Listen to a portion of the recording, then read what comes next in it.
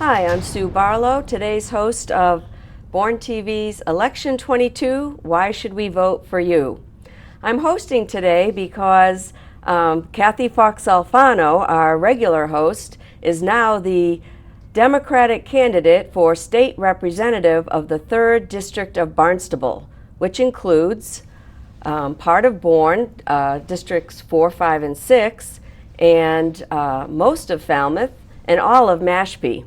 So Kathy, tell me, how did this come about? Well, Sue, thank you very much for having me, first of all. I ran a write-in campaign in the primary. I got enough votes that I am now on the general election ballot in November. Wow, congratulations. Yeah, thank you. It basically came out because I saw so many issues that need addressing. The number one is the environment. Clean water in Bourne, in Falmouth, in Mashpee, in all of our beloved coastal towns. What are we without clean water? Our water is deteriorating quickly. We have to do something about it, and we can't wait. I mean, over the past decades, people have talked a lot about it, but really very little has been done, and now we have to do that.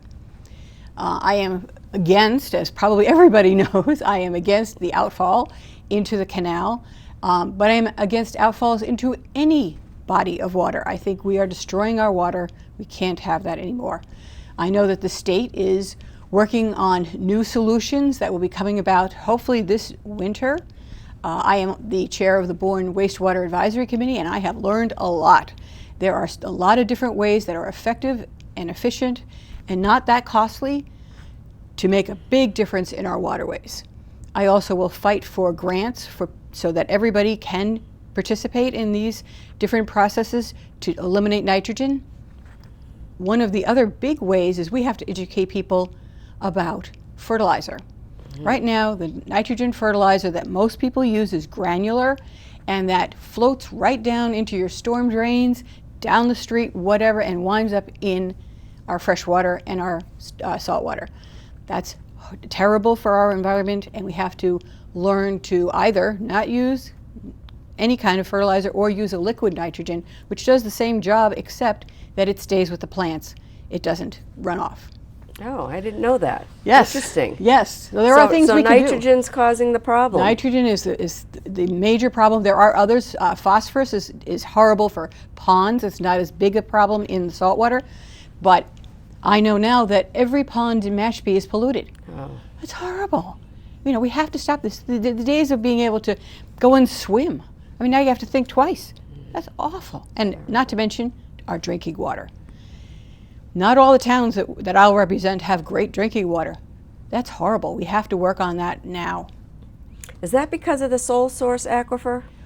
That is partially true, yes, but the pipes are old. You know, there's lead pipes around. There's a lot of different things. Fortunately, where we are in Bourne, our water is pretty good. But yes, the sole source aquifer, which is underneath the Joint Base, so that is why I am against the Joint Base potential machine gun range, which is directly above the aquifer. That's only one of the reasons that I'm against it, but I'm against it because of the clear cutting of 170 acres of trees, which we desperately need. Also the noise. I mean, if you live anywhere near the base, I don't think you want to be hearing machine gun fire all day. So, doesn't sound like idyllic Cape Cod. No, and I think since this was brought up, Cape Devens now has a gun range, a machine gun range. So there are places where people can go and train in Massachusetts. They don't have to come here. Yeah, sounds like and then with the bridges, sounds like a crazy proposal to have all those National Guardsmen coming on the weekends. Yeah, good luck. Yes, the bridges is one of the main reasons why I wanted to run. I have participated in many of the Zoom calls that we've had with the DOT, and frankly, we don't have any information. We don't know the timeline. We don't know the designs. And most importantly, we don't know about what are the access roads going to be, because people are going to lose their homes, but it's going to be a traffic nightmare for everybody in Bourne, but also in Falmouth and Mashpee, who have to use the bridges to get onto the mainland. I am very concerned about the design of the access roads, because hopefully it will be a wonderful thing in the end, but in the meantime, what a nightmare. Yeah. So I want to be on the at the table with a loud voice, and I will communicate to the public what's really going on. Sure. Yeah, well, that's going to affect all of Cape traffic. Oh yeah. Yeah, but, Oh, yeah. but particularly here in Bourne. Yes, yes. And I we're home to both of those bridges That's- and the canal. That's right. That's all ours. But everybody is affected. You're right. Yeah. You're right. And there's so many questions about what are they going to do? What are they going to do here? What are they going to do there? And they continue to do improvements, supposed improvements to the rotary over in at Buzzards Bay. Yeah. Why? Yeah. Why do they spend all that money? I don't understand. Yeah. So I'm for increasing funding in certain things, but I also don't want to have frivolous spending, and that seemed like it was in that category to me. Yeah, and those bridges and spending like that is just going to affect our whole economy. Yes, Yeah. yes. Our tourism. In the end, it will be great, but we have to make sure that how we get there benefits all of us. Yeah. And what about the economies of our towns? What do you think about those? I think there's a lot we can do to improve our economy. The number one thing that comes to my mind is the blue economy. We are surrounded by this beautiful waterways. I think we should really work like Woods Hole has. And there's so many companies now surrounding Woods Hole. We need to get those kind of companies in Bourne and Mashpee as well. The green economy, as everyone knows, we're going to have the wind turbines out in Nantucket Sound. I know there's some talk about how is that going to be fed into our area. We make sure that it doesn't disturb our beaches, that it doesn't rile up any more pollution, because there is pollution on the bottom of the ocean. If they're bringing the pipes along there, it's going to disturb what's there, and so that has to be studied as well. But overall, I truly support the green economy, and I think, again, we'll bring more well-paying jobs to our area. Another big concern I have for the economy is workforce housing.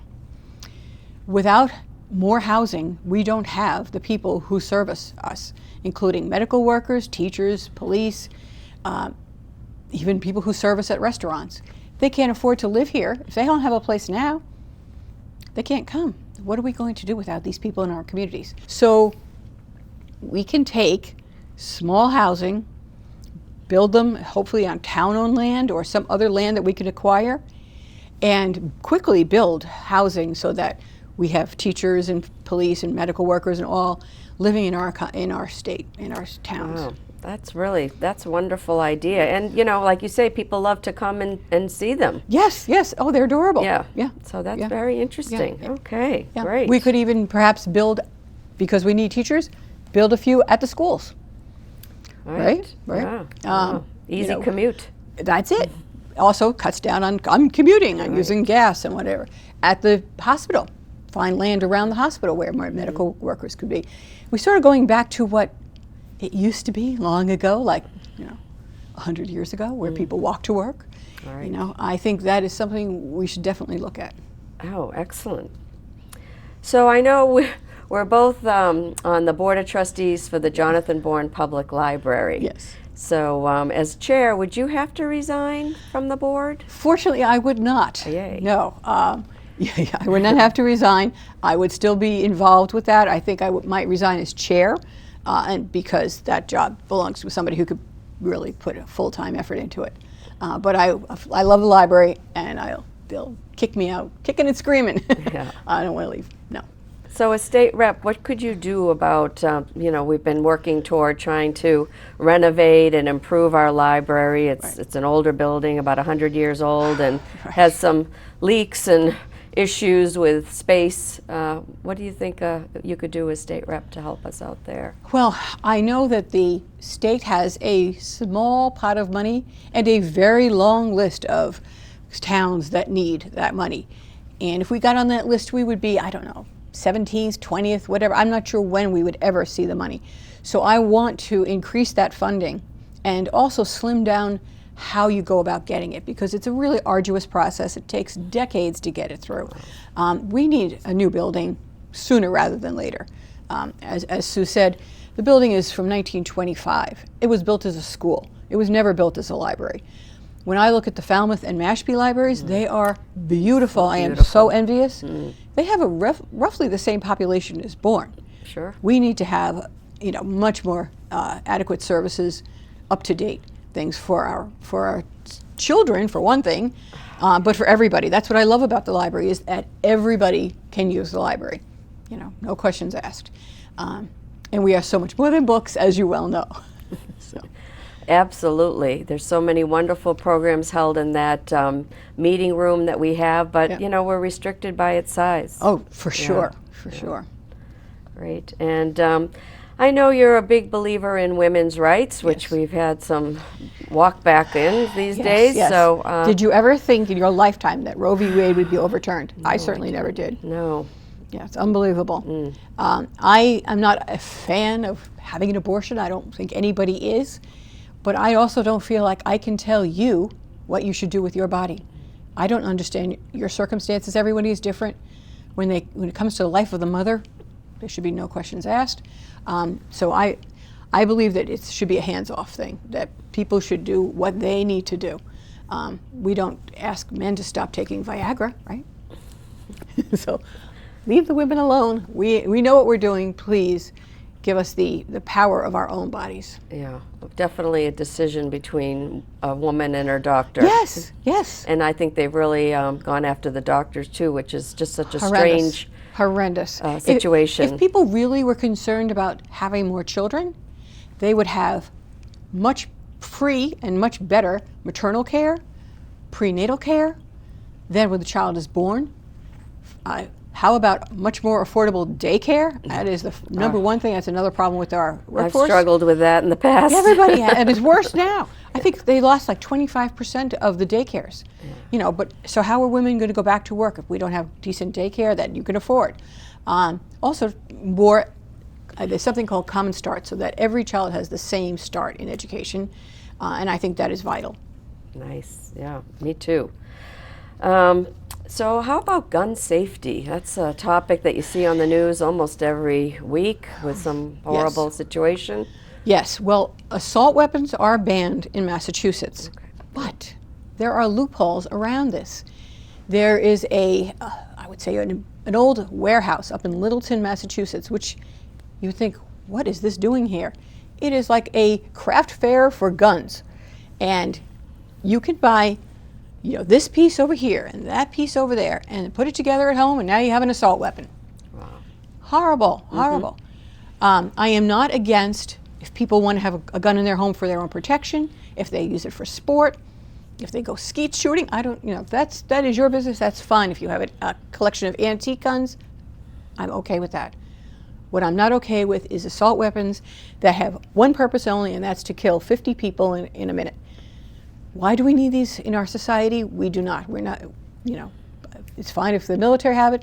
That's the end of it. It seems like children take the brunt of this, the fear. It's always innocent children or people at a movie theater or, you could be just going about your daily business. It was something horrible. We didn't have to deal with going to school.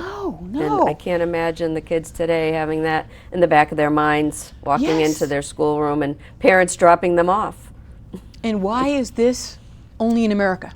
Right, yes. When you think of Holland, you think of tulip bulbs. You think of Italy, you think of pasta. You think of America, you think of guns. Really? That is not what we're about here, folks. Right.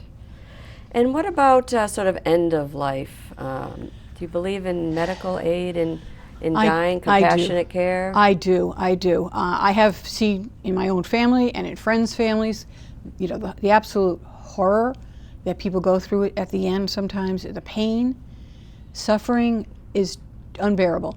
And why should we deny people the right, to leave life when they know that it's the end is the same result? The medical aid in dying is not, you're going to kill your grandmother. You have nothing to do with it. It's grandma killing grandma.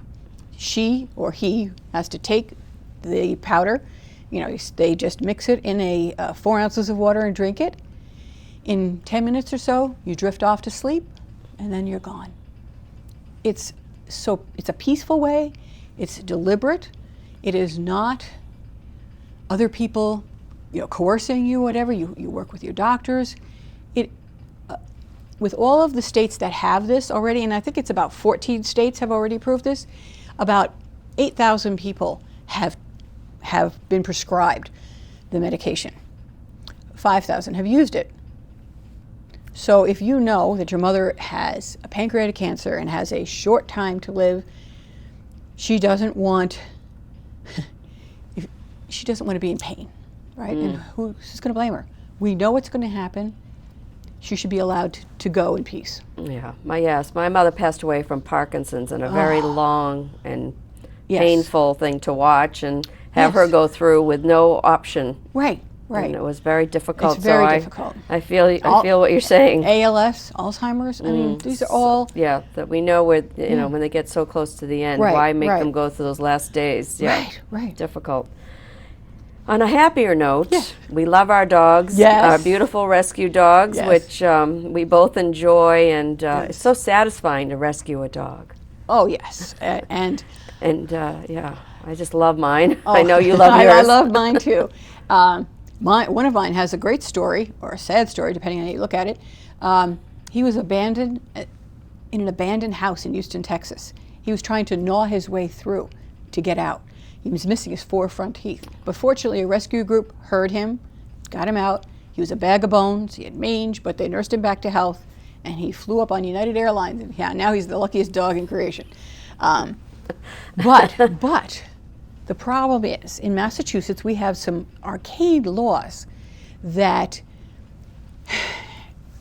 they are both arduous, expensive, and they force you to quarantine a dog for 48 hours before it can even be released here in Massachusetts. Now, these laws don't exist in Rhode Island, New Hampshire, Maine, so people go to those places to pick up their dogs. I think we need to really examine why those laws still exist, slim them down, eliminate them, whatever, but we really need to study that. That's such an important thing to a lot of people. And I hate to say this, but there are so many dogs that need us. And when they come up from the south, there's a lot of dogs there that need a home, need love, and here in Massachusetts we are ready to do that. So I would definitely support changing the laws, but also increasing funding for more shelters and more organizations that do this wonderful work. Yeah, I know when I adopted mine, I went through a myriad of agencies that were almost impossible to work with. Jumping through hoops, and you're too far away, and just very complicated process. Right. For trying to do good. Yes. So I will be a great. champion for animals in every way. Oh, that's great. Well, and finally, Kathy, tell me, why should we vote for you? Well, thank you, Sue. Thank you, everyone, for watching. I think one of the reasons that people should vote for me is that I will communicate. I'm a bridge. If you look at my signs, I'm a bridge. I will connect people who need to, work together for the common good. I will communicate. I will have hopefully a TV show like this. I will also have a quarterly newsletter, and I will have office hours. I will go to where you are so I can listen to what your concerns are. And I'll also tell you what's going on Beacon Hill, the good, the bad, and the ugly, because I think people deserve to know. And right now, I don't see any of that happening. So I am very committed to letting people know what's going on. And especially when we have so many important issues like the clean water, like the bridges, women's rights. Those are all so important, and you need to know that somebody is at Beacon Hill fighting for you. And I will do that. I will be an advocate for everybody here, everybody, not just those people who fortunately vote for me. And I will be the communicator. I'll be the person you can go to when you need something. Oh, that sounds great. Thank you. Good luck in the upcoming election, which election day will be November 8th.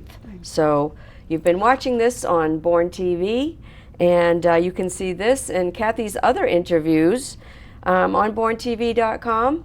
So please watch and meet the other candidates, and then you be the judge and go out and vote. Thank you, Sue. Thank you.